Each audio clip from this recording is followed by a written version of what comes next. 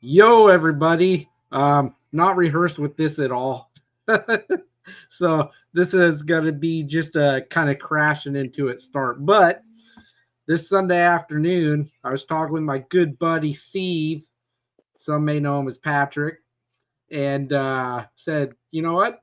Well, he actually said to me, hey, man, let's stop talking about getting me back on the podcast and do it. And so I sent him a dumb little video where I was speaking in a voice where he probably couldn't understand 5 of the 12 words I spoke to him Wasn't it saying, like the Stitch or Elmo voice? I have some kind of Stitch or Elmo voice. And I said, well, here you go, this day, this day. And he's like, yeah, let's do that. Then we moved it a little bit, for reasons, sports and stuff. And so here we are. He's released several songs since the year started. He's got a whole ton more. And, I'm as sick of it as everybody else is. If it makes you feel any better, so am I. And artists can't chill anymore. We just got to keep pumping out, and grinding. Yeah, for all we know, he's got like 50 more in his arsenal that he's just waiting to just put out over the course of the next like 5-6 years, and we're just gonna have to all unanimously suffer. Well, I wish it was like that. I'm trying to. Well, I've been fighting the whole because I mean, you've talked with how many artists now. Like everybody's moved over to the, releasing a single every month or every other month. And I fought that. I've fought in it for a while now. I was like, no, I'm just going to keep putting out EPs and albums just because that's the school where I come from. Right. But so I did that like last year. Last year was a really prolific year. We had a lot of good releases and singles and stuff last year. But even dropping just like I did 3-track EPs a lot last year. Even dropping them like one, maybe 2 songs would get a mess ton of love, and then one would get left out in the cold. You know what I'm saying?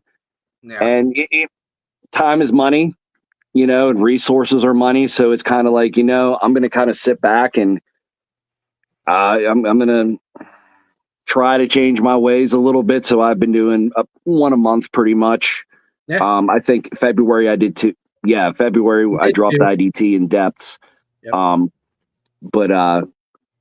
I've just been sticking to one a month, letting it, get out there, push it hard, get some promotion and whatnot, reactions and shit out of it. And then, after about a month, everybody's sick of it. On to the next one, you know what I'm saying? So, but it gives time to give that product the love it deserves, or at least to the best of my abilities. And then, yeah. But honestly, it's been crazy because this year's on, especially with rebranding and whatnot. Because you've been with me since I was just a trap metal artist. Shifting over toward, I don't want to say mainstream, but I've been going more toward like just streamlined, like hard rock or nu metal, deathcore. I've been messing with different tones and styles and whatnot, and getting away from that niche genre. And I've been very fortunate enough that it's been a pretty successful year so far.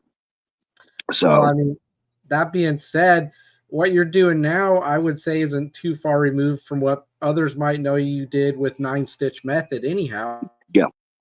So, it's not anything that's outside of what you have done, with other projects. But oh yeah. Well, that was the hard thing because, like with Seethe, because 9-Stitch Method at one point was very, very active. Like we're talking about getting it up and going again and whatnot. Just our schedules just life is crazy right now. Like I got 3 kids, 2 of them, they're in multiple activities and whatnot. And our youngest, he's getting older, and it's just part of adulthood. You know what I mean? But I was very like, okay, so 9-Stitch Method is the metal band. Like, yeah, I have this project, but like I'm going to keep it electronic, so it's separate.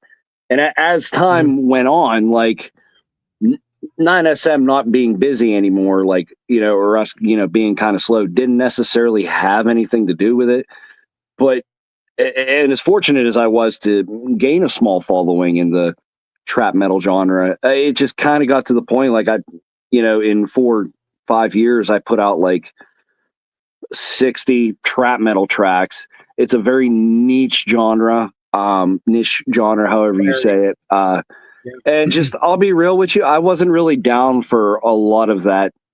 There's some very, very talented people in that scene, in that genre, but I just, how a lot of the business stuff and just the clicks and all that, I was like, kind of like, and everybody like does the same thing. You know what I mean? They have the same style bars and whatnot. And it's just like, I love the style, but it's like, like it's time to branch out and expand.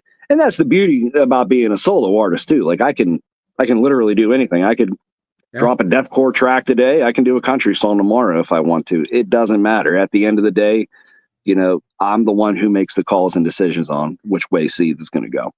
Absolutely. So, but it's been a lot of fun rebranding, and it's really, really, really helped me to push myself to the next level, like vocally and, my writing styles and whatnot. So it's been challenging, but it's been extremely rewarding and fun. And the fans have been absolutely great in receiving it. And that's no surprise. I feel like I've heard, very noticeable growth in your vocals, just in all facets of it, all sides of it. But then again, maybe I'm biased because I've always thought that you sounded great. I've always been a big fan of your voice because, it fits my favorite kind of music, which has always been like the heavy melodic nu metal, Yeah, exactly. But, that's the school I come from, dude. I've always you could obviously tell it in my music where, but yeah, it just fits like my vocals just fit like peanut butter and jelly with it. I can't get away from it. And which is perfectly fine because that's pretty much where I'm planning on staying for for a little while right now.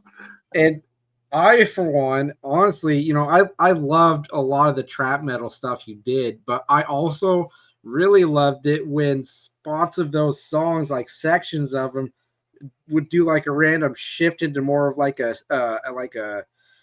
not streamlined, but just like a nu metal kind of format for like a moment, because that's when I felt like it connected the most, and things went, and I always appreciate what you were doing with the trap metal thing.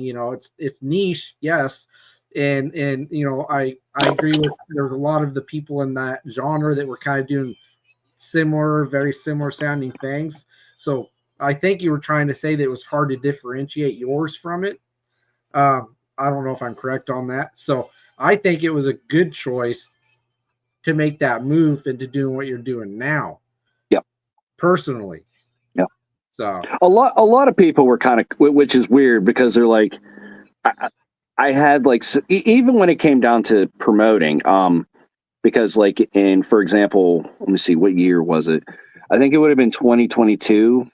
Yes, I believe, because end of 2021, beginning of 2022, I signed on to DI Records, and Dakota, my manager, he would I have everything ready. Like, okay, here's the artwork, here's the master, the video, the visualizer, whatever, do what you got to do. And he would send it out and for like playlisting and stuff on Spotify, and he would get like critique back. And the crazy part was like, nobody ever bitched about my vocals. Like, honestly, I would get praise on my vocals. Like, this dude is like really killer. It's very clear he's a talented vocalist, but like we just can't really get behind the rappy beats and the, what I mean? Like, if you could get us something with actual guitars, like we'll gladly, play them on our channels and whatnot. So, but I was stubborn and I was like, no, like this is what, like, I'm going to power through and this is what I'm going to do. Like, I'm going to take this unique, weird style. And as time went on, I began, just keeping on, improving my songwriting, improving my vocals and my cadences and hooks and stuff. But it got to a point where it's like, okay, I'm really tired of just verse, maybe a hook, middle break, then another verse and a hook. I wanted to get back into, some really, really, really bring people in with my voice, because that's my job as a singer. You know what I'm saying? So yeah, but no, we've been having a lot of fun. Like I said, been working hard to have like content over the course of the summer and whatnot before it gets crazy hot and I turn into a puddle recording up here. I'm not looking forward to the heat of the summer, but it is what it is, man. We just gotta suffer through it. My heat's not as bad as your heat, but you know, it's not bad now. It's in like the 40s and 50s here. You know, maybe at night, a couple nights here and there, it's dipping into the like higher 30s. But I'm a polar bear, dude. I hate the heat. I'd rather it be cold all year round with some snow on the ground. I'd be happy. But you know, I agree. I live in Western Pennsylvania. It's literally Mother Nature's fart box. Whatever, whatever she's feeling that day is whatever it's going to be. So, I hear that. So why don't we go and talk about Mandela Effect? I believe that was the first track of 2025 as Seethe, yes, sir. Correct? So let's dig into that one. I don't know, man. It's hard for me to say Mandela Effect or the one that you let me hear being my favorite of the ones that are out so far. It's hard, man. Like you're one of those guys that when you're making what you make it hard for me to have favorite children or whatever you'd want to call it. But I definitely go back to that one a lot. So I kind of want to hear how you pieced it together. Mandela Effect, that was put together at pretty much at the tail end of 2024. That was a song, that and the songs IDT, Falling Away, that came out in February. Those two songs were essentially written together, and they're along the same path of just the lyrics and whatnot, where like Mandela Effect's the more driving, heavier hitting of the two, and then IDT, that was kind of a song that sort of meshed everything, like because it has some trap metal shit in there, you know, like in the verses, and mainly that's what the drum beat and percussion and whatnot is in it, and then it has like the big heavy like Deftones shoegazy style guitars in it. Let me see, and then I just had a lot of, my mom had just passed away. I had a lot of shit that I wanted to get off my chest and that I needed to get off my chest. And that's kind of what music has always been for me. You know what I'm saying? And honestly, like it's not, IDT got some good reception, but like Mandela Effect and Depth so far this year are the two that like everybody's been like, fuck yeah, dude. And it kind of took me by, especially Mandela Effect. That one kind of took me by surprise, because like I can't listen to that song. I fucking hate that song now. It just, I don't know if some days I'm like, oh, it's not bad. Then other days I'm like, dude, what? You know, it's funny. I remember you telling me, and I think not each of the other times that we've talked, that you have those moments where you love a song that you're making in the moment, and then when it comes out, you're kind of just like, you stupid son of a bitch, I hate you. You know, pretty much, yeah. But you know, but Mandela Effect, like I was going, JT, 6 Scars, Kill Bait Overdose, our boy, we love you, Blue. He put me on to the producer who made that, who produced the music for that, Matatracker, and linked up with Matatracker, you know, and then that song like literally flowed out of me lyrically. It was boom. IDT, that was produced by Paper Piece, and I actually had my eyes on that beat for like a year and a half, 2 years, but I didn't know like what I wanted to do with it or do over it. So I never like, you know, leased it out or bought it or anything. And then whenever, like I said, stuff went down in December, I was like, it all come out. I was like, give it to me. It's mine. I'm gonna fuck it up. So that song, that was a hard song to track. Oh my Lord, that hook. I know I wrote and recorded and erased and wrote and I went back. I know I went through like 4 or 5 hooks, and it took forever to get it down, but I'm pretty proud with how the product come out for IDT. That was definitely a challenge, but you know, at the end of the day, that song served its purpose. for me. And it was nice to finally be able to utilize that beat too. Yeah. It's nice when things just come together that you kind of set aside for a moment, and then you find a place for it that works, and it's exactly what it needs to be. Yeah, exactly. Exactly. Yeah. And it's funny that you say that Depths has been basically the favorite reception wise for people that you've been hearing feedback from. Yeah, well, it's been kind of the shock value, because I up until that point, like, I had done some heavy tunes, but nothing that heavy. And obviously, I mean, you've heard me on features and other projects and stuff. Like, I do have a pretty heavy voice, but that song, I was kind of like, I'm just gonna blow it out the water and just go as crazy and brutal and guttural as I can. And that one was that was a fun one, actually. Funny. So my recording studio is in my attic. There's not a lot, but like a lot of times, if I'm up here screaming, because I look that way out the window whenever I record, well, I can see the neighbors across the street, and it's funny because I'll let out belts and grunts and stuff, and like and in the end of Depths, when it has that final breakdown where I'm like, my neighbor Chris, he was just walking outside, and he just, like, I'm watching it as I'm doing it, like in real time. I'm screaming into the mic, and then he just kind of comes out with his beer, and he's like, "Fucking Patrick!" Back into the house he went. But like that vocal at the end of that, for that final breakdown to bring it all home, that's not multi-tracked or anything. That's literally just one long. Oh yeah. I was trying to tell if it was like layered or if it was just one take. I was leaning towards saying it was one take or thinking it was one take. So that's pretty cool. yeah. So, but yeah, that was, like I said, I'm screaming it because it starts out high. I sound like a girl screaming at the beginning of it, and then as I'm going, I'm dropping lower. But I'm watching Chris, and it's all I can do not to laugh. And it's kind of embarrassing too, because I know he's just like, really, dog, really, right now. I mean, oh yeah, but that's the fun about being me. The people on the street have gotten used to it by now. Everyone's like, "Oh, Mr. Patrick's up there screaming and rocking out," and it's like, "Yeah, you bet your sweet bippy I am." Makes me wonder if I've seen people look into my front room window when I'm just blasting some music. Like, there's mostly older folks that live on my street, and then I don't know, maybe some 40-ish age-wise people, none of which I could tell right now really favor or like the music they hear from my house.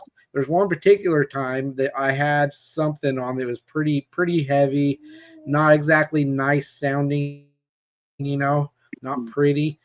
And I just happened to look up and out my front window, and this older fella, he kind of just slows down. He's looking, and I just see him kind of just bow his head and shake his head, and he starts waving his hand at my window.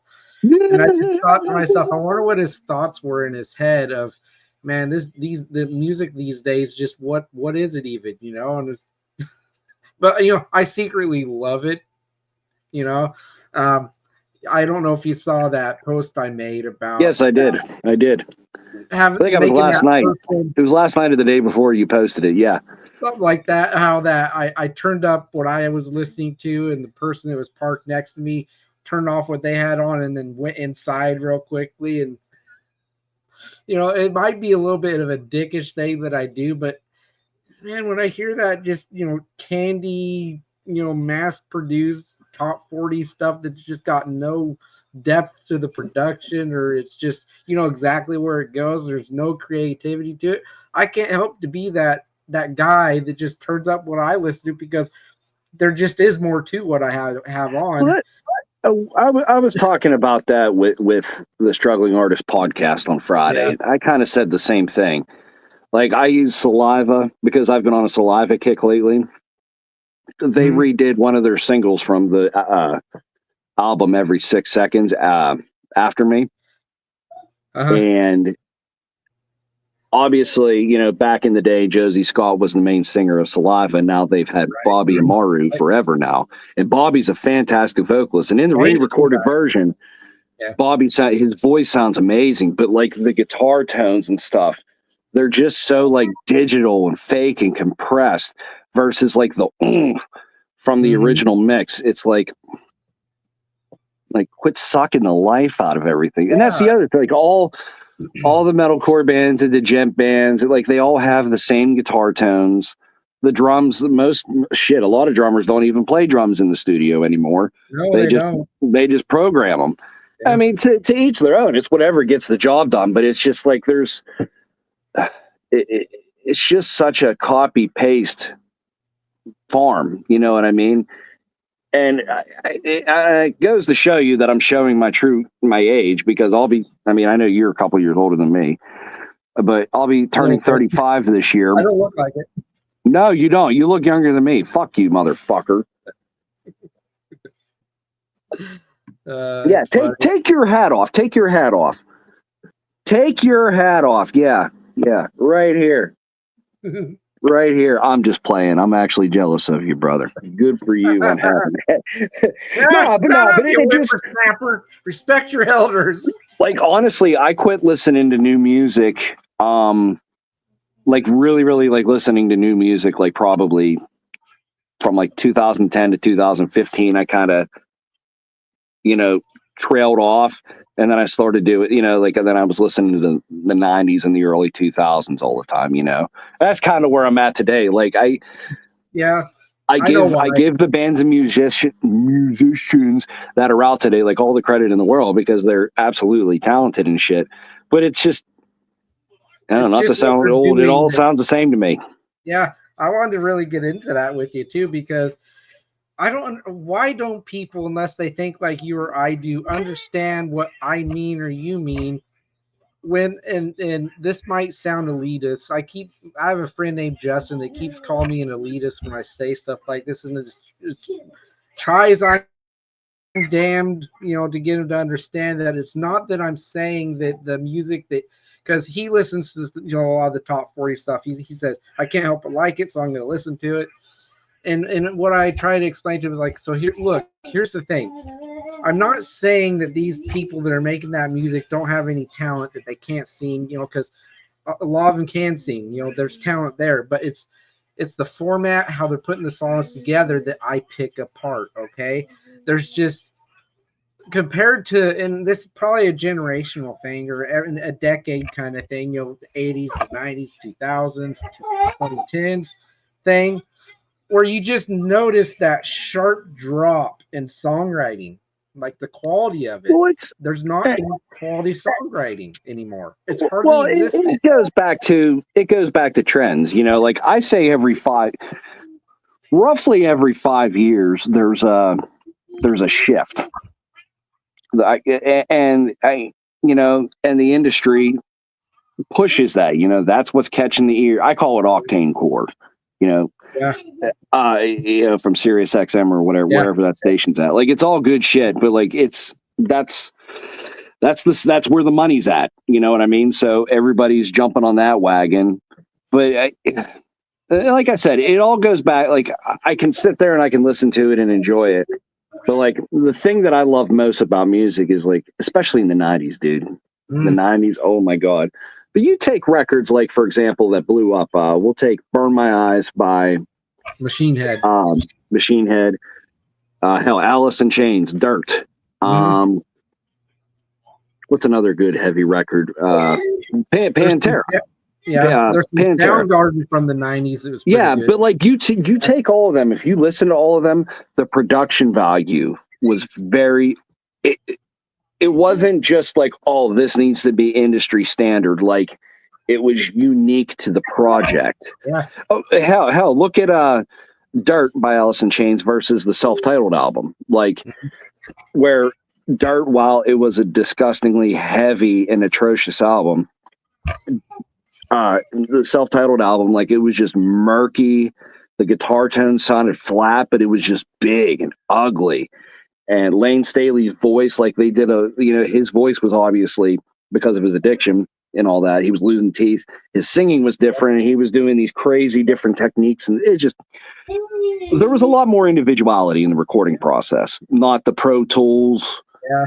You know, copy paste these plugins and use them on everything. You know, it's just, it's really sad. But you look, I say all that, but with the birth of, not the birth of, but like when COVID happened, like I know what I was able to do, like on my own before COVID, and then after,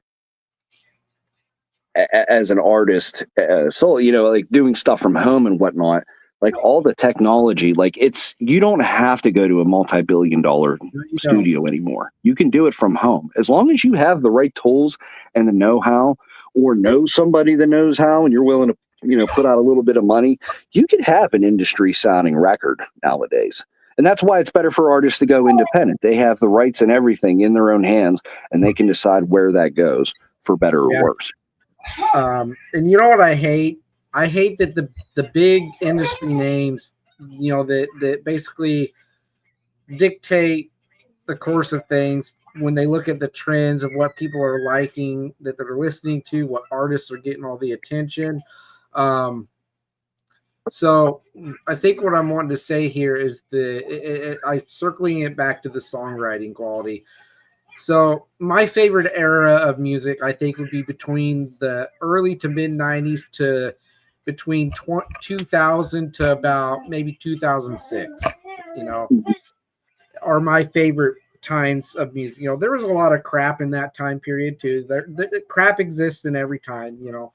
But my point is that, so you brought up, you've been on a big 90s kick lately, right? And you're listening to a lot of Saliva from way back in the day. Yeah. You know, a song that I go back and listen to that I just think is such a great and awesomely executed song is Vision of Disorder, Southbound. That song, dude, like, there may not be a lot of like lyrically, you know, written there as far as, you know, because he repeats, you know, some things throughout the song, but the way it's put together, the way it's sang, the way they execute it instrumentally and everything. Yep.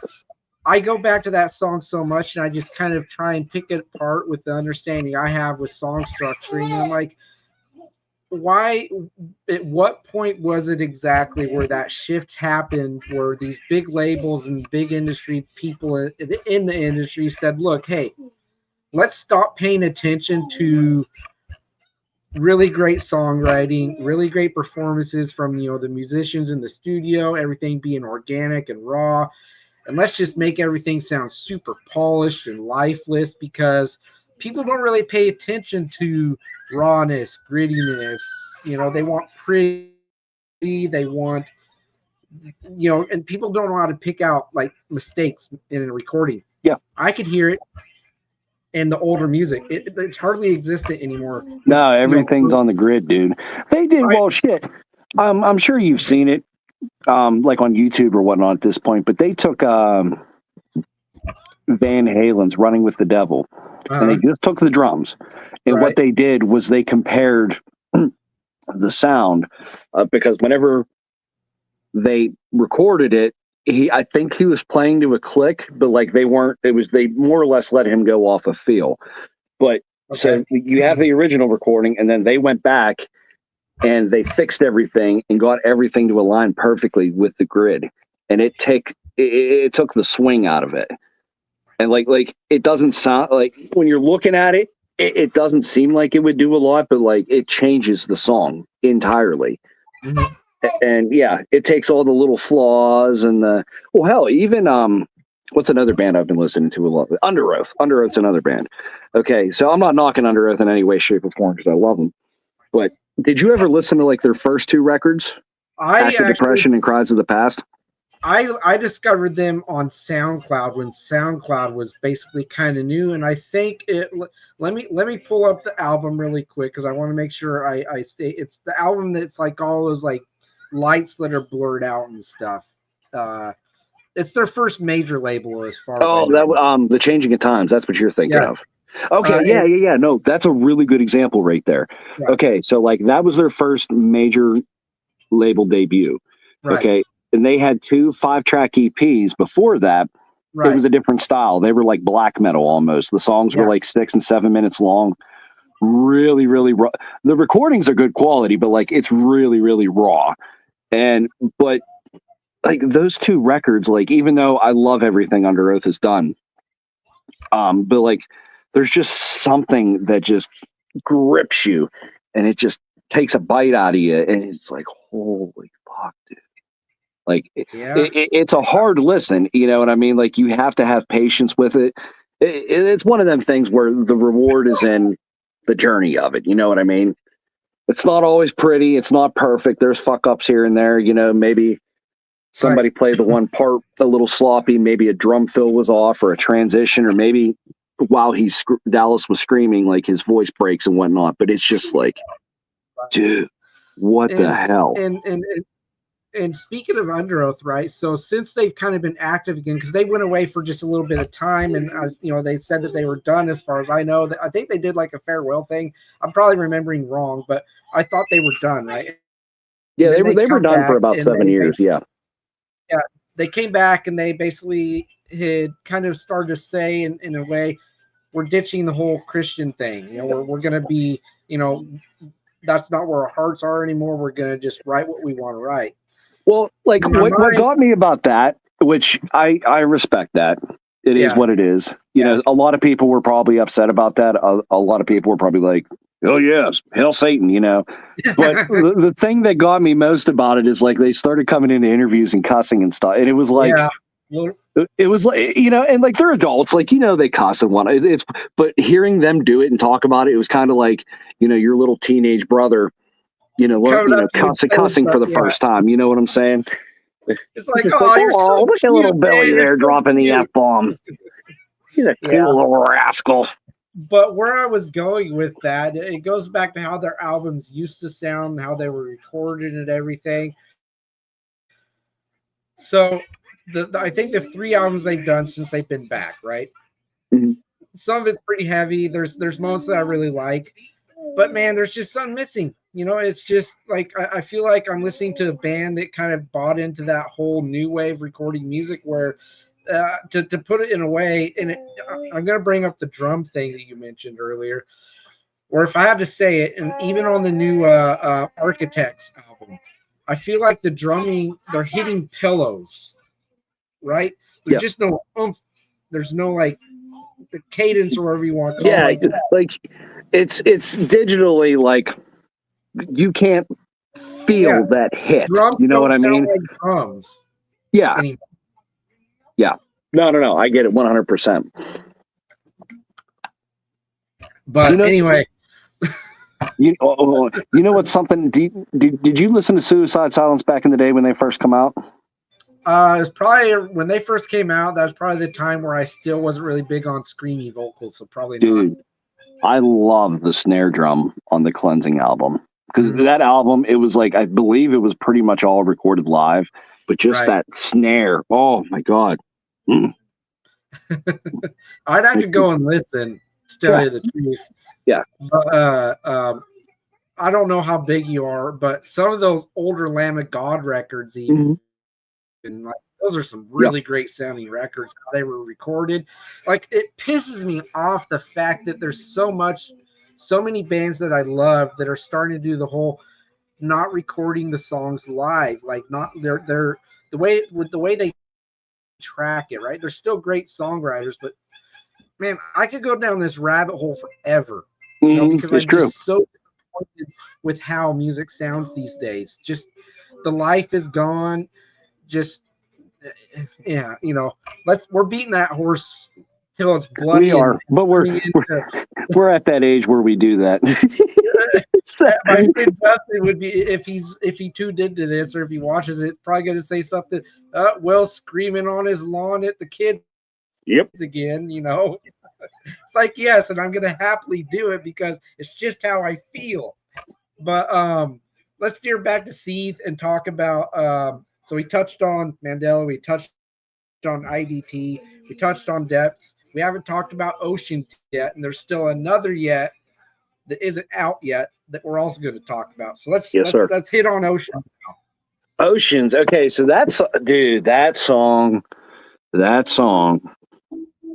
was a motherfucker and a half to record. Oh my god, I'm super proud of how the final product. But like, there was times with that song that I was like, it ain't gonna work. I'm not feeling it. And honestly, the hardest part to actually get down was the chorus, the hook, because it was long. It's open, but it's so like melodically. So kind of what I went through so many different vocal styles and things, and I tried like doing crazy layering with harmonies. I tried getting brutal. I tried being pretty and singing, and I found kind of that what I did was I would start. I started it off kind of like a roller coaster. You have the sort of mellow, more baritone range singing, and then as I'm going, I'm not necessarily in a lot of that. I'm not necessarily like screaming. I'm kind of mixing tonal screaming, like with pitch and whatnot. There's actual notation in there, but I'm belting it with a lot of vocal distortion. But that was whenever I finally did it, and I got them 2 takes. I was like, that's it. After 3 months, I finally got it. That's it. You know what I mean? Together. It finally met.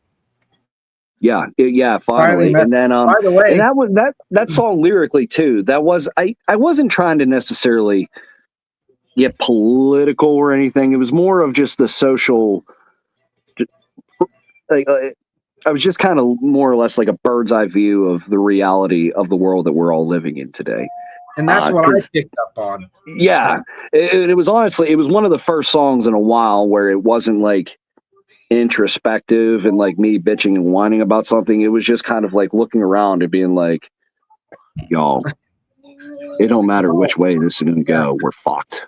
Yeah. And like, it's bad. You know what I'm saying? That was a very, very hard song to record and pen down, but after you go through it, you get frustrated, but whenever it's done, it's like, yeah, I did it. Yeah.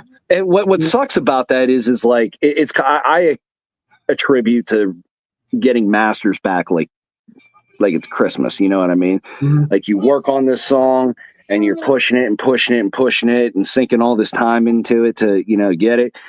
And then you get it done, you ship it off to your producer, which my man Gus Wallner from You Think Music. Yes. I get the master back and it's like, yay, it's done. Now what? Pop some confetti. Yeah. But it was kind of like, all right, fuck. I guess I got to go on to the next project. No, this one's done. But I probably sat on that song for probably a good 4 months before, finally deciding to release it. Well, that's the one that I ultimately went and picked. I almost did the whole thing of writing the 4 that you have out on pieces of paper, tearing them up and putting them in one of my hat to see which one I was going to put on my playlist I just put out. And Oceans was the one that I went with because I felt like of the 4, that would probably get the most traction on the playlist. And I can't really tell at this point because the playlist has only been out for like, I think 2 days, 3 days, some 1 to 3 days, but I went with that song because I felt like in its own way, structurally, it was maybe the strongest of the 4, in my opinion. I'll agree with you on that. But not because the other 3 weren't as good, But it's just an epic song, dude. It is, but it makes me wish that the one that it's super big, but so is the one that you let me hear. Yeah. Oh yeah. Well, that one that's actually been done since that was actually written and recorded probably the same time around whenever I did Oceans last year. Oh yeah. Yeah. Well, so the song we're talking about currently, it is called the full title is Parabolic Revenants of the Ram-Faced Boy, Part 1, Reprieve. And then I have there's like 3 or I'm not going to do like a 3-track EP because like last year I would have made like a 3 or 4-track EP, but I'm not doing that. We're just releasing it, just dropping them here, sporadically. But that's part of probably like a part 3 or 4 track series. But the music is different, but like it all has kind of like a very similar sounding theme to it. And it's really cool how I've been able to paint the story and whatnot. I have to finish up the last couple of them, but yeah, there's going to be a lot of stuff like that coming out, and that, like I said, with the rebranding and everything, like Reprieve, it kind of gives you a little bit of like the electronics of like, the early like Static X and Nemec and Fear Factory. And then, we got some dirty singing in there. We got some heavy ass growls and whatnot. And just, it's a barn burner, man. It doesn't let up until the very fucking end. I was going to say that video that I sent you where I just kind of do like little facial expressions to it. Like in my head, because I wasn't talking in the video, but in my head, I'm sitting there thinking to myself, I'm getting beat down. And the thing is I like that I'm getting beat down. Like my eardrums are really, they're getting a good beat down right now. This song is just visceral. It's heavy. It's getting beat over my head, and I love it, and I think if it got played on a really big like radio station or like something like that, it would give some really heavy competition to big names. Thank you. Something that's similar. For the record, I'm not paying this fine gentleman to say that stuff. Yeah, he is. Well, no. What the hell was I going to say? I was just going to say, and then too, I said this on the Struggling Artist podcast the other day too. This song kind of comes back around full circle, and I'll explain. So you've obviously heard the chorus in that song. Lungs are screaming. So that song, pretty much exactly how it is vocally, that was actually the original hook for the very first demo for Seethe. I went on to like some kind of like horrorcore rapbeats.com or something like that, and I downloaded this instrumental, and I wrote this, but that was pretty much how that hook, the vocals are on the single that's about to come out, are pretty much the same as it was at the very first demo, like 6 years ago or 5 years ago. Yeah, that's kind of cool. You know what I mean? Kind of brings it back around to the growth of what I've done with this project over the years. I agree with you, man. It's a really great structured song with a lot of depth there, man. It's sad that there's people out there that listen to heavy music that won't listen to it if it's just a lot of screamy stuff. If they only understood how much goes into that and how much it actually lends to a song, like for emotional effect, or just get something to connect, they would really find appreciation in that. Well, I was talking to a coworker of mine the other day at work, and he's an older gentleman, late 50s, early 60s, and he was like, I don't understand how you do all that screaming stuff, doesn't you? I'm like, I'm not just going, from the throat. Like I said, there's various different styles. So like I went through, I think I did like a part of Walk by Pantera. I did, what was it? Crawling by Linkin Park. And then I did, what was he? Oh, and then I did like some Whitechapel type shit, I was showing them, just like the different tones and what they do and whatnot. And even like I was showing him, because he brought up like singers like, Robert Plant and whatnot and I was like, well, that's called head voice. Yeah. And I was kind of showing him how to, it's crazy what you can do with the human voice. And I've fortunately been blessed where I'm somewhat decent at throwing my voice and making different fucked up sounds with it. Yeah, I'm still working on mine. I've been working on mine for a long time. I do a lot of that. You're gonna know exactly what I mean by this. So say you start singing something, you feel your throat kind of start to get tight. Mm-hmm. You feel those muscles and those everything right there just kind of just constricting, and you're doing something that's not right. Your approach isn't right. I'm still which is working on crazy that. Like, because, I cannot get around that. like, for example, when you do like I said, like really gritty sort of like Pantera, you know, like that's I use Phil Anselmo as an example, and I'm not a vocal coach by any means, so like don't take any, but like that vocal that he does, that kind of scream, like it sounds like you just want to like, oh, can't you see? I mean, you know, but honestly, your throat's really open. You are constricting, and you're using glottal compression, and like you are kind of like, but your throat's open, and you're almost gliding it up over the back of like your tongue and whatnot, and you're forcing it sort of out through your nasal pass. It's weird. Like there's a weird sensation whenever you get that locked in. But it's a hard technique to do live because, you know, when you're live, you know, you want to run around and jump around, you know, get wild with the crowd and all that. But when you do that shit, if you're not in shape, like myself, you know, you run out of breath, you know, you empty the tank. And doing that kind of vocal style, like breath control is everything. Capital E, everything. So, you know, I want to say something to that. Yeah. What was real that? quick? I want to say something. I want to say something connected to what you just said. Okay. So Derek from Sum 41.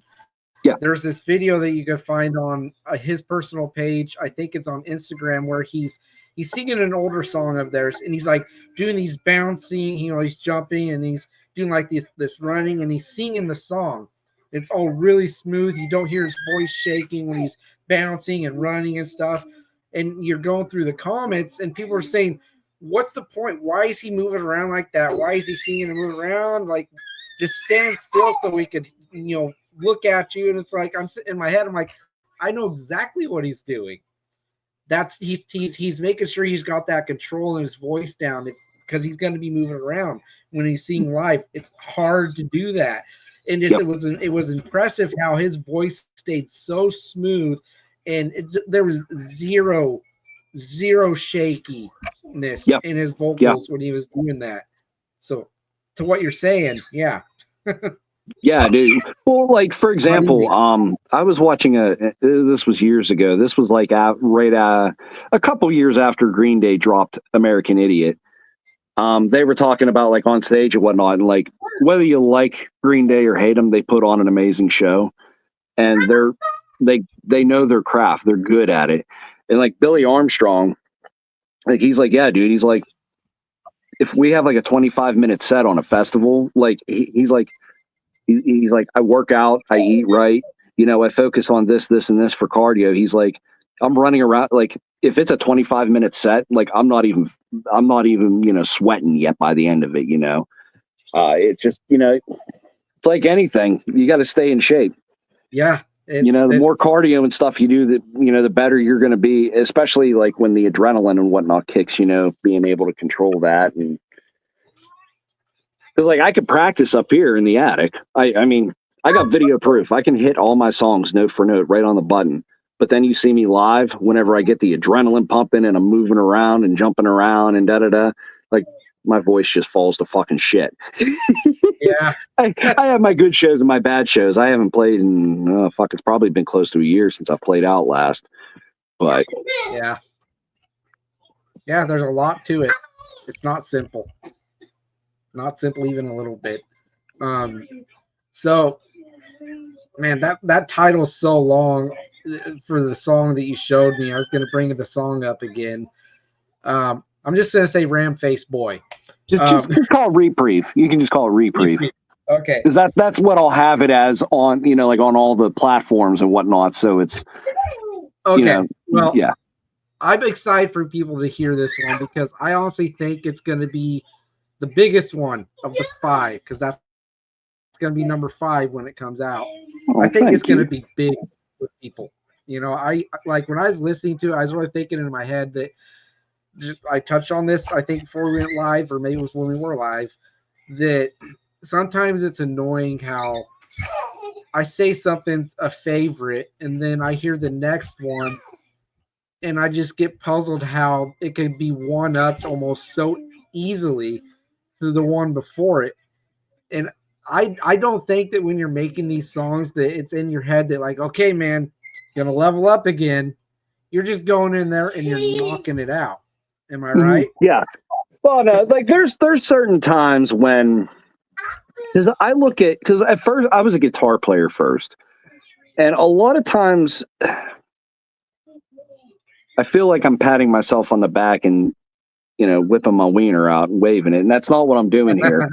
But I look at vocals like because I was a guitar player. I look at it when I have an instrumental, like, okay, I think of it as like a lead guitar almost. Like, what's going to go over these sections of music that I can vocally tie it together and make it all fit. And yeah, and there's, like I said, like my voice in general, it's very raspy, it's very gritty. But there's sometimes when I have to, I can go to them extreme lengths, with like depths and reprieve and whatnot. And then there's others, like when you have songs like IDT or what was the one I put out? My Oblivion, where they're more subdued, they're laid back, and they're a little more melodic, But like I said, it's just a matter of trying to see what my instrument can do to cover the bases, to bring it all together. That's the way I look at it. How often are you basically taking off the peel of a quality of your voice that you didn't discover yet until that like aha moment? How often does that happen when you're singing? I don't. That's an interesting thing to ask. Let me put it. It's one of them things where I sing all the time. Like whether it be I'm singing stuff on the radio, in the car, because I listen to all different kinds of music, and I'll try something and I'll be like, "That's a new tone." Okay. Every now and then, I try to, add something else in there new to the repertoire, be it because reprieve and hell, even depth too, with that scream at the end. It's called a kettle scream. Pedal scream? A kettle, like a tea kettle. Oh, kettle. Okay. Yeah. Like where my voice is going up and it's essentially breaking past. It's a weird sensation. Do you remember mine and JT's song together, Six Scars, Better Off Dead? That's going back a ways, but yes. Yeah. Okay. So in the bridge for that, I did kind of like my Jonathan Davis-y Marilyn Manson. Okay. But then whenever it got to the part of the bridge, like in my mind, I was like, I want to try to do something, not sound like Will Ramos from Lorna Shore, but I wanted to do just this weird vocal effect, and I was like, and I was making my voice crack and stuff like that, but it sounded so crazy and brutal. I was like, okay, all right, that'll work. Let me see. What was that? I love that about you, just doing something on the fly like that. Yeah. Let me see. What's another song I did that? Oh, Memories. That was another one from last year. When it comes out of the bridge, it sort of gets soft, and it's like I can't remember the lyrics, but yeah, right before the final hook, I go into one of them long ass fucking screams. It goes up, and then I was doing this, adding vibrato to my voice, like Johnny from Nothing More. Nothing More. And it just, my voice was cracking, but it was maintaining the scream. And it just, I don't know. I was like, you know what? Fuck it. That sounds cool. It's different. Yeah. See, that's what I love though. It's not being conventional, being unconventional. I don't know what you think of him, but that's what I love about Gilsaw. That dude just does whatever the hell he wants to with his music, whether you like how it sounds when you're listening to it or the person doesn't like how it sounds. You should be able to appreciate the fact that he's not trying to be perfect, and neither are you, and that's part of the charm of your music, in my opinion, that you're just doing it for yourself and your passion for it, and it goes where it's going to go. I touch on this all the time. I find, with creating art and putting it out into the world, like it's a business. At the end of the day, for me, I'm not sure quite how it is like on the podcast end of things, like via your goals and whatnot, but like I don't have the time and the money and whatnot to put it into like try and break it big. But I'm an artist on a budget. I feel I do okay with what I got. I got a good team in my corner. But a lot of times, like when I look at the stats of like how many likes, follows, shares, this and that, how many monthly listeners, like when I dial into that stuff, I find I get like depressed and defeated. Even if I'm having a good, because like Mandela Effect, for example, like Mandela, that was probably the highest pop that I got dropping a new single thus far in my career. Mm-hmm. So like it's the numbers are climbing and I'm like, dude, this is freaking awesome. But it got to the point where I'm watching it climb and it plateaued, and like I didn't appreciate it, I guess is what I'm trying to say. Like I was just so like, oh man, like why is it not climbing up anymore? And or like why am I not, I'm trying to fight the algorithm, like, but I find out whenever I just don't focus on that stuff and I just focus on the music, it all ends up coming together anyway. So that's almost exactly how I am you're mentioning like what it's like, on the podcast end. I used to go and look at the analytics on YouTube and then the analytics on Facebook when I do a live on there.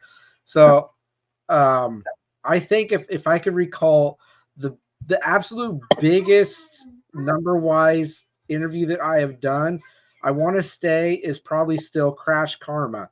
At one point, that had, I think, around 3,200 people had watched it. It come and watched it for a duration of time because this most likely. It tracks 1 second views, it tracks 2 second views, it tracks any kind of view. It counts for the view, right?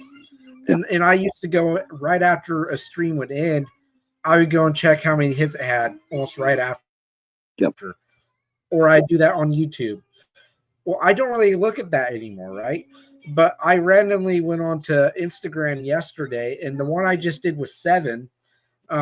Just the announcement poster that he had done up, and then I posted on Instagram, was almost up to 700 people had liked it.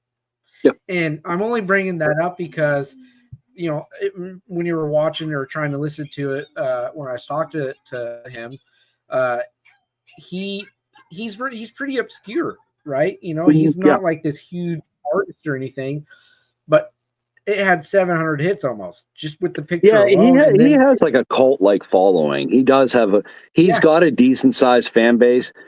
I think I'm excited because if I remember the post I seen from him, he's putting his album. It was his second album, Somatics. That's like my favorite 7 record of all time. Love all his shit, but like Somatics is what drew me into 7. And I think he said in July or August, it's going back out on all streaming platforms. I think it's like July. Yeah. And it's going to be like a remix and mastered version of it, I guess. But I'm pretty hyped to be able to listen to that and whatnot again online. That's such a good record.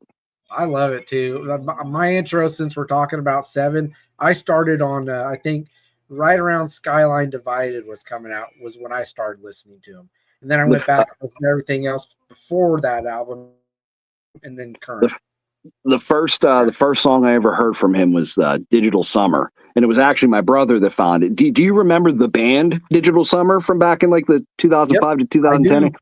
Yeah, so like we had just gotten into like Digital Summer, and they put out this first one was Cause and Effect. The second one was it's hard to remember it. I agree. I try to remember too. They put out their second song, and like my brother was really good at like going and finding. That was like back when like the media fire and rapid share, like everybody would load stuff onto blog sites, and like he would be able to find like OG home recordings and demos and whatnot of bands. Right. And he was like, "Oh, Digital Summer," and then that was our introduction to Seven, and then we were like, "Dude, this freaking rocks, yeah!" And then, the rest is history. Yeah. Speaking of Digital Summer, man, it's a bummer that I think they just kind of fizzled out finally, and just the last thing they did was that song with that they Morgan Rose from Seven does help produce for them, and he played on it, if I'm not mistaken. I always thought that they had something special, not like in a sense of they were doing something that was what they were doing was pretty similar to a lot of bands that were popular around 2007 when their first one broke out, right? Yeah. Well, but what I love. Go ahead. I was just gonna say what I loved about them is I love their singer's voice. Mm-hmm. That dude had a really nice raw emotion when he sang, especially that song where he's talking about a car crash, and then the music video is the car crash, and that sequence is unfolding. Like, man, like what the end of that, I think it's that song where at the end of it he's sitting there screaming "why" over and over and over and over and over and over again. I love that, but I was sad when they just disappeared. I thought that they were going to hit big, They had because they were on like Shiprocked. Yeah, and they were blowing up on all of the major. Yeah. Another one from that era, which I know you know too, Empire. Yeah, like that was another one that was like parts. Yeah, like they were like getting on all the big festivals and shit. They were fine. And then BC, their guitarist, I remember he went to Nonpoint, and then the band kind of fell apart from there. Yeah, which is sad. I love the singer for Empire. I started being familiar with him when Submersed was his main band. Yeah, yeah, exactly. Yeah, I love his voice. Like that first Submersed album, I still go and visit that. It's got some really good stuff on it. Oh, but dude, like I used to listen to that. I still do. I go in spurts every now and then. Me and my brother used to listen to that back to back when we were in church school, like front to back. Yeah. Oh man, we'd have that album on repeat. Yeah, that guy's voice is something else. I'm pretty sure Flicker was the first song I heard from him. Yep. First one for me was Hollow. That was the first one for me. You remember back like whenever we had like satellite television and you'd go up to like the 900s and it was like music choice. Like, that's where let me see. What was another good one from that era? Alleel's Closer to Habit. We found them through that. Yeah, dude. Some good times back then. Yeah. Like, we didn't know how good we had it, dude. We had it so good. It's like that's why when I think about it, I just get so annoyed. Just like why? Like before we start wrapping this up, I wanted to bring this up to you. It's one of the main things that I dislike about current, the climate of music that we have now and how people consume it. People's definition of branching out and listening to something new is sticking within the genre that they favor, or if it's not that and they do go outside the genre, they go and see what is popular among and trendy and still stick to that commercial crap. Not all of it's bad. I listen to plenty of commercial stuff that I like, but my point of bringing that up is that the way you discovered bands, off of the satellite thing on TV and stuff, people don't discover music anymore like that. Their version of discovering it is something being super popular. And to them, in their mind, that's branching out. That's digging and finding something that they didn't know beforehand. No, you're wrong. That's not branching out. Branching out is doing what I still do or what you might do sometimes. Well, like with that being said, though, too, we're going to take it another step. Like you got to think too, going back to so remember how I said like a pre-COVID world versus a post-COVID world as far as technology. Well, like with that being said, though, dude, there's always been so much music out there, but I mean, like with that being said, like nowadays, like I said, anybody, you or me, we can get a laptop, get the, the hardware and the software and all that we need, and then you can do that and it be industry standard. Like there's just so much more music that's being put out today. And just, it doesn't, unless you're lucky and you hit the right nail on the head, it gets drowned out. It just, that's just, I know so many, I have so many friends and so many talented people that I could shout out that, like, dude, they deserve their flowers. They deserve absolutely all the good shit in the world. But like, it's a matter of luck. It is. And I'm to start wrapping this up, I have a few things I'm going to bring up with you. One of which is obviously going to be the thing where I ask you, what can we expect from Seethe besides Reprieve and on? But right now, I'm going to ask you this question, but before you answer it, I'm going to give you my answer. Okay. What music needs right now? And I want to say it was when I was talking to, it might have been Contortion. That was a really cool guy. I like talking to him. I think I asked him what he felt music needed, and I ended up agreeing with him. And you know what? No, it was Seven. I asked him what he thought music needed, and he mentioned songwriting. I agreed. But also this idea. You know how bands go out and they announce tours, and who do we typically see on those bills? It's other big name bands, right? Yep. And I said, besides songwriting, what the music world needs right now too is, why don't these big bands start taking on small town bands?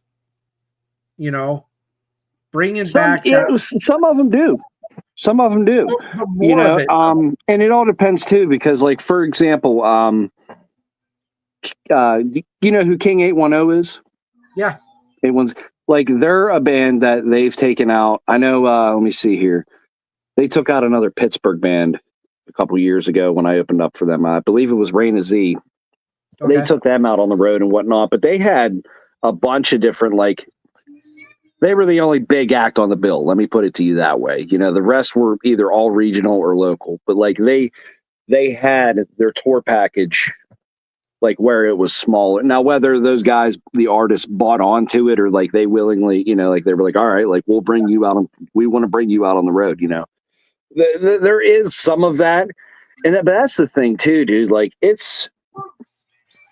doing this is so much more expensive nowadays. And that's kind of like, that's sort of kind of why I've gotten, not the only reason I've gotten away from doing shows.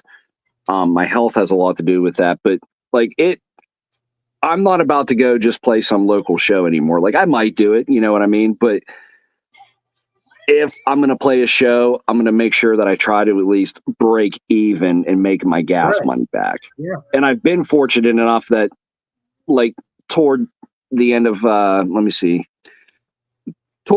know, in 2024, if I was getting a show offer to open up for a major act, like, they were handing me a nice chunk of money. You know what I mean? Like, so, like, there's that, you know, watching that growth and whatnot, but like, to tour and whatnot, like, dude, I don't even want to think about it. Just the gas. It's so expensive. Getting Airbnbs. And like, I get it, because I'm a show promoter too. Like, before I kind of put the hiatus on running shows last year, like, I did a couple small tours where people were coming through and they needed a place to play, and they would be like 200. And I'm like, bro, I want to, but I'm not just paying you. I have this many local acts that I'm going to pay. I said, I can give you this much, and then food and, you know, drink and whatnot for the night. Right. But like, literally nobody's going to know you here. Nobody. And you feel like a dick saying that, but like, there's things on both sides of the spectrum, you know, and it's just a really, really rough time for everybody to be grinding it out right now. And that's when you're hoping that the least you can do is break even, hopefully, you know what I'm saying? Yeah. And everybody I've talked to and brought that up to have pretty much said that, what you just said, that anymore these days when they go out and do any kind of tour, whether it's a bigger one or a smaller one, if they could at least break even, that's good, because they can't really expect anymore to make money when they go and play shows now. You know, it's about breaking even and not being under at the end of it, because when you're under at the end of it, that just sets up a whole other the ship is sinking. You know, and it's just, let the fuckery cometh, if you will. Yeah, it's not smart, and it doesn't it doesn't make any sense to do that. So I get why you're saying what you're saying, and I also understand that on the other side, what I said of big bands taking on really small bands, it it shows that they play. I brought it up that yes, I get that it's part of a money thing with it too, and getting the ticket sales. If people see a band that they have no idea who they are and they research them, for example, and they've got like 1,200 followers on Facebook or something, compared to like, let's say Breaking Benjamin, Breaking Benjamin, Breaking Benjamin, through the stratosphere with their followers across their platforms. And they're like, okay, I don't want to buy a ticket for this show anymore because I'm going to have to sit through this act that's a nobody. And I get it, but I think that that would bring back some health as far as kind of getting back to the I guess I would say grassroots of the industry, because I think that's missing. Nobody wants to give anybody a hand up unless they're also kind of a bigger name anymore. Okay, what can you do for me though that's going to make it worth my while? What happened to just doing something for somebody because you want to in the industry if you're in the place to? I'll be the first to tell you, I get where you're coming from on that. It just a lot of times where that comes from is people be nice and people take advantage of it and they get eaten alive. Yeah, this is a rough industry. If you are not somewhat hardened and cold and jaded, chances are you're not going to make it. You're probably not going to make it anyway, because it's like a 1 in a million chance nowadays to actually break out and get popular and do all the shit. Yeah. But no, you got to be a hard motherfucker and be able to take it on the chin. That's for sure true. Don't get into this industry or this game if your only reason for doing so is because you want to strike out big. That, to me, in my head, tells me about you, not Seethe, but in general, a general you, that you're not in it because you love music. You're in it because you want to have money and you want to be famous and you want to have a name for yourself. That's not the reason to get into making music, because it's not just going to happen for anybody. I think it's a luck thing, a lot to do with it. Being at the right place at the right time. Yeah, and that's exactly it. And that's the last bit I'll say about that, because that's another rabbit hole that I'd go down forever. And you're the only one, Will. No, I'm not. That's exactly why I'm saying it. And then, but to wrap it up, though, besides Reprieve, what would you like to drop about Seethe? If there's any kind of announcements you want to make or have, you go ahead and do that now. I really don't have any much more outside of I'm probably just using this year to release and drop singles and just keep pushing the craft, the songwriting and whatnot. Like I said, this year so far this has been my best year so far, even though I'm not, out on the road or on, been hitting the stages and whatnot, I've kind of hit that point in my life where I'm like, I want to watch my kids grow up. You know what I mean? I want to go to their activities. I want to do, you know what I mean? Like I'm getting older, and staying out until 2:00 in the morning, and then getting up and going. But I'm just in right now. Like I said, it's been a rough year for my health. I have been going through a lot. My family in general has been going through a lot. It's been a bit of a rough start to the year, but mainly just keep an eye out for, new tunes and videos and stuff. Going to try to keep the whole, dropping something every month, up and going and just pushing and trying to create new sounds and whatnot and make better songs for all of you to enjoy. You can find Seethe on all platforms, like iTunes, Apple Music, Spotify, Bandcamp, Pandora. You can find me on Facebook, Instagram. I believe I have Threads. Every time I post to Instagram, it goes to Threads.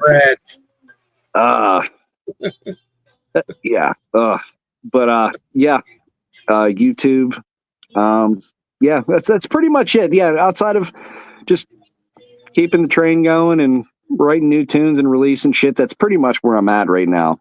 And just like I said, rebranding and exploring new sounds and stuff for the project. And yeah.